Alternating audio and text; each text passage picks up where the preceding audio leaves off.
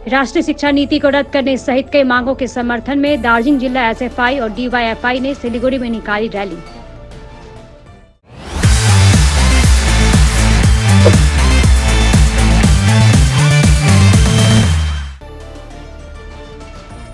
राष्ट्रीय शिक्षा नीति को रद्द करने सहित कई मांगों के समर्थन में दार्जिलिंग जिला एसएफआई और डीवाईएफआई ने सिलीगुड़ी में एक रैली निकाली है। ये रैली सिलीगुड़ी के बागाजतीर पार्क से निकाली गई, जो शहर के विभिन्न मार्गों की परिक्रमा कर सेवक रोड स्थित पाल सिनेमा हॉल के सामने पहुंचकर संपन्न हुई। इस रैली के दौरान तृणमूल और भाजपा के खिलाफ जमकर नारे लगाए गए।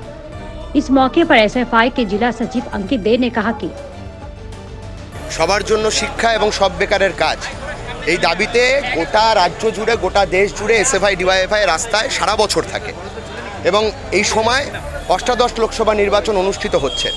এই সময় দাঁড়িয়ে আমাদের যে দাবি সেই দাবিকে সংসদে পৌঁছাতে পারে একমাত্র বামপন্থী গণতান্ত্রিক ধর্মনিরপেক্ষ শক্তি। আমরা আমাদের কথা বলি না, আমরা সারা দেশের যুব সমাজ ছাত্র সমাজের প্রতিনিধিত্ব আমরা করি, এই জন্য আমরা এই কথাগুলোকে বলছি। এই রাজ্যের বুকে শিক্ষায় দুর্নীতি, গোটা দেশ জুড়ে শিক্ষা ব্যবস্থাটাকে জাতীয় শিক্ষানীতির নাম করে ভেঙে চুরে শিক্ষা ব্যবস্থার 12 বাজিয়ে দেওয়া হচ্ছে। এর বিরুদ্ধে গোটা রাজ্য জুড়ে গোটা দেশ জুড়ে এসএফআই লড়ছে।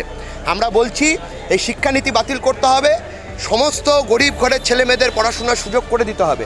আর রাজ্যের বুকে যে ভেঙে পড়া শিক্ষা ব্যবস্থা, তোলাবাজ তৃণমূল, এই তোলাবাজ তৃণমূলকে রাজ্যের বুক থেকে হাঁটাতে হবে।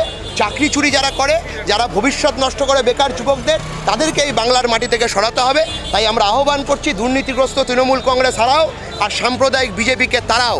এই দুই আহ্বান নিয়ে এবং এই জেলার বুকে বামপন্থী গণতান্ত্রিক ধর্মনিরপেক্ষ শক্তির প্রার্থী ডক্টর মনীষ তামাংকে জয়লাভ করার আহ্বান আমরা করছি। এবং ঠিক পাশেই জলপাইগুড়ি কেন্দ্রে ছাত্র যুব আন্দোলনের নেতা কমরেড দেবরাজ বর্মনকে আমরা জয়লাভ করাবার আহ্বান করছি আপনাদের মধ্যে দিয়ে। আর সেই আহ্বান জানিয়ে আমাদের আজকের এই মিছিল হচ্ছে। এই মিছিলে আমাদের সংগঠনের নেতৃত্বরা উপস্থিত আছেন। আমরা এই মিছিল এখান থেকে পায়েল সিনেমা হল পর্যন্ত করব।